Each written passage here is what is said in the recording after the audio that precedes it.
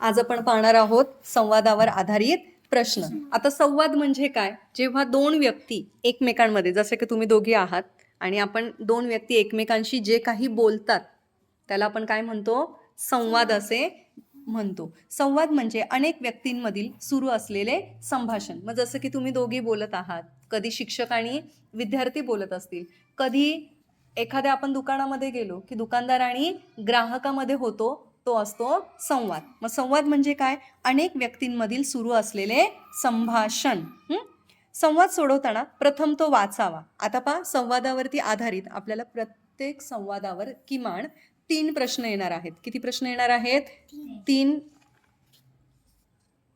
आता यामध्ये बरेचसे असे आपल्याला प्रश्न दिलेले आहेत. काही ठिकाणी 3 दिलेत, काही ठिकाणी 5-6 प्रश्न दिलेले आहेत.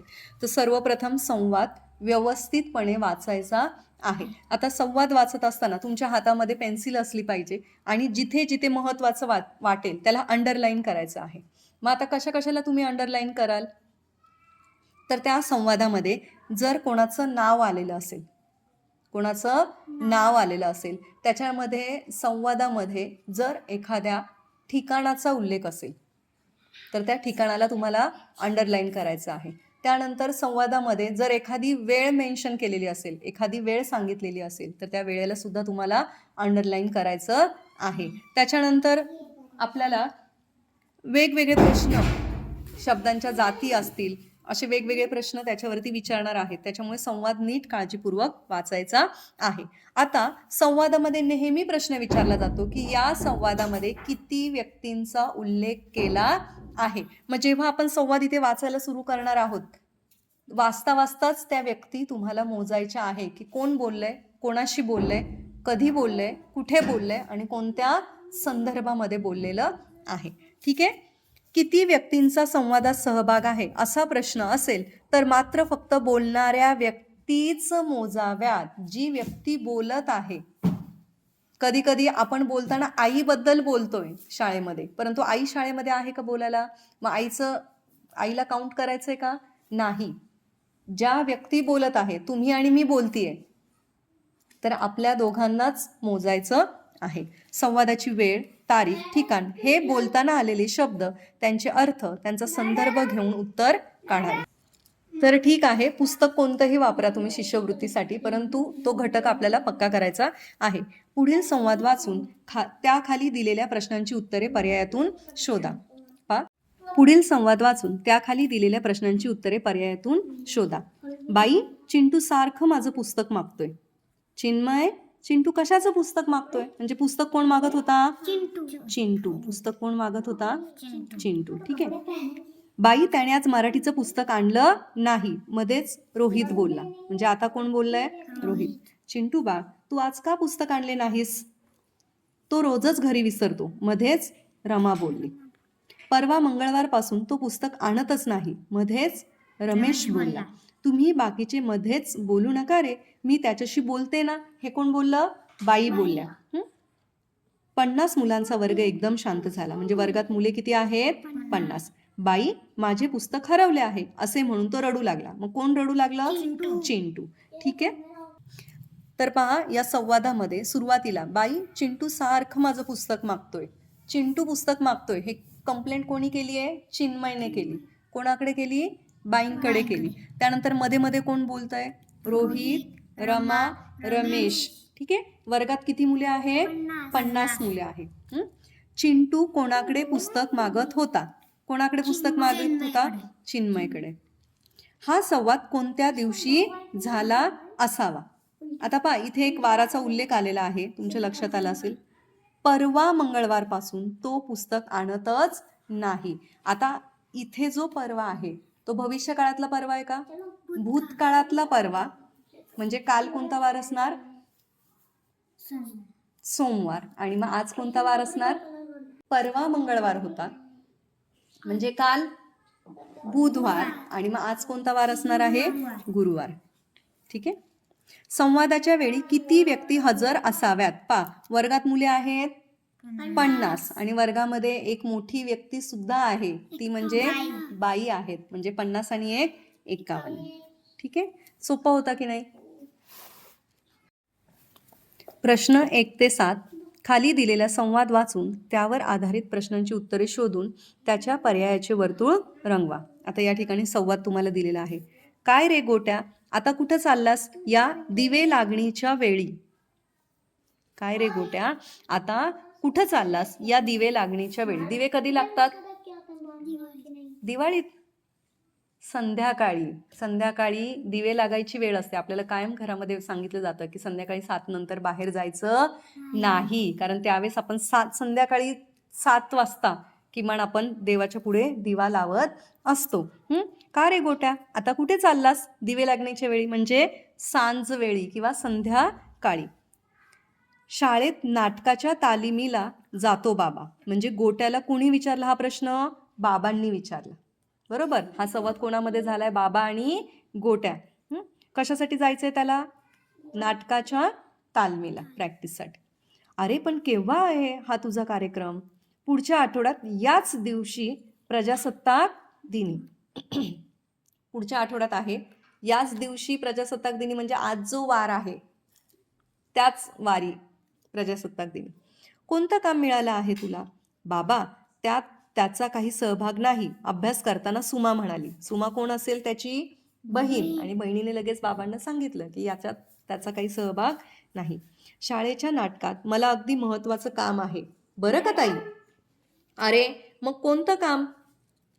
मग ते कोणतं काम? आईने उत्सुकतेने विचारलं. पहा, आईने सुद्धा आता संवादामध्ये सहभाग घेतला. आईने सुद्धा विचारलं, कोणतं काम?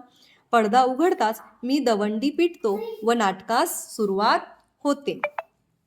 हे काय महत्वाचं काम म्हणायचं? आजी उद्गारताच सर्व हसू लागले. म्हणजे आजी सुद्धा बोलली, हे काय महत्वाचं काम आहे का?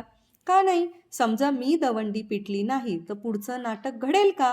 असे गोट्या म्हणताच अधिक हशा पिकला. म्हणजे सगळेजण हसू लागले.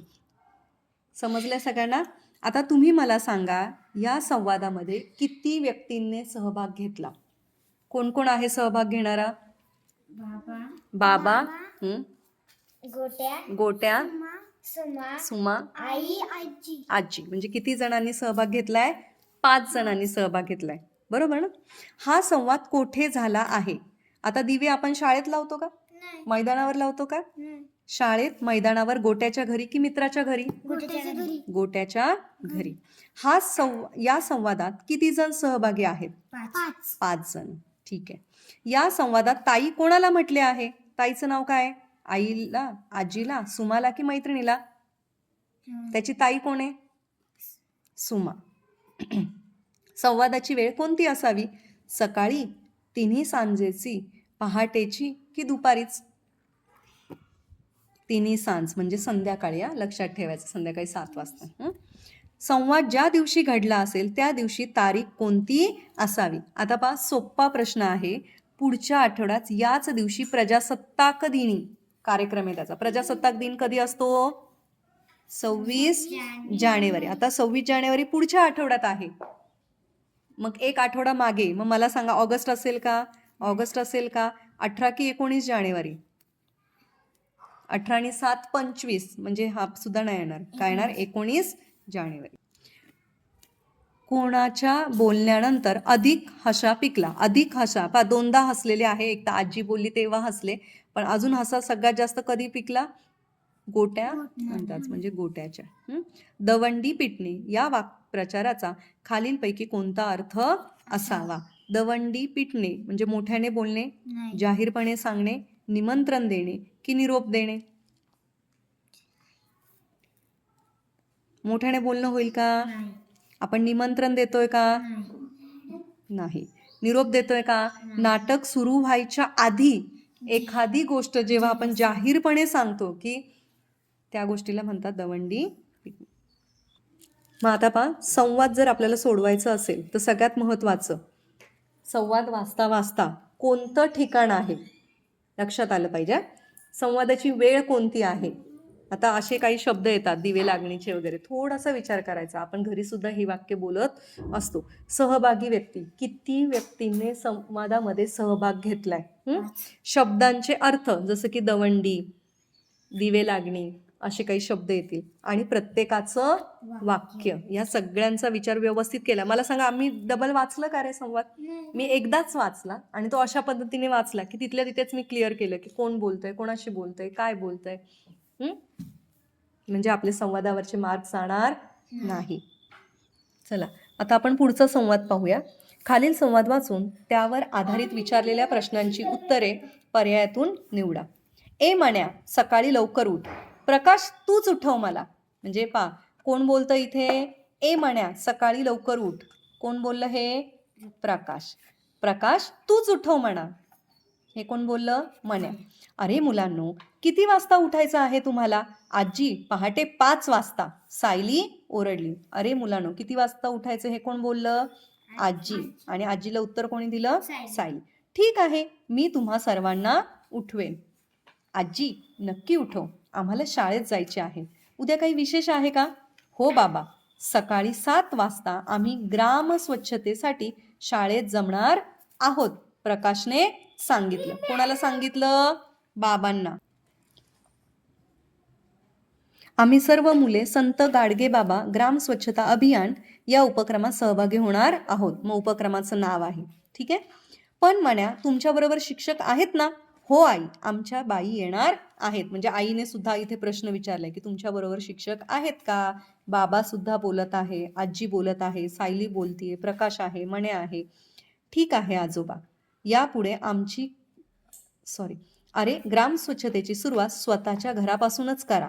ठीक आहे आजोबा, यापुढे आमची कामे आम्ही स्वतःच करू. हे कोण बोललं? आजोबा सुद्धा बोललेत की तुम्ही ग्राम स्वच्छता म्हणजे गाव आधी स्वच्छ करण्याआधी स्वतःचं घर स्वच्छ करा. शाब्बास मुलांना, चला झोपा आता लवकर, आजी म्हणाली. ठीक आहे. संवादात प्रत्यक्ष भाग घेणाऱ्या व्यक्ती किती आहे? संवादात प्रत्यक्ष भाग घेणाऱ्या. आता शिक्षक आहेत, परंतु शिक्षक बोललेत का इथे? नाही. कोण कोण बोललंय?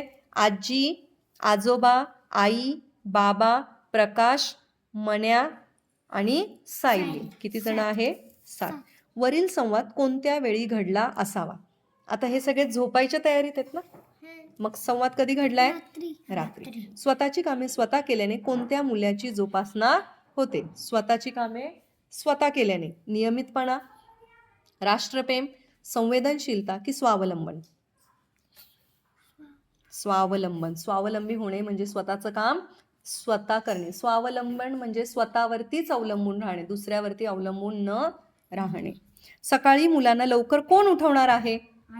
कोण उठवणार आहे? आजी. ठीक आहे. तर तुम्हाला उरलेले संवाद आता सोडवता येतील. ठीक आहे, थँक्यू.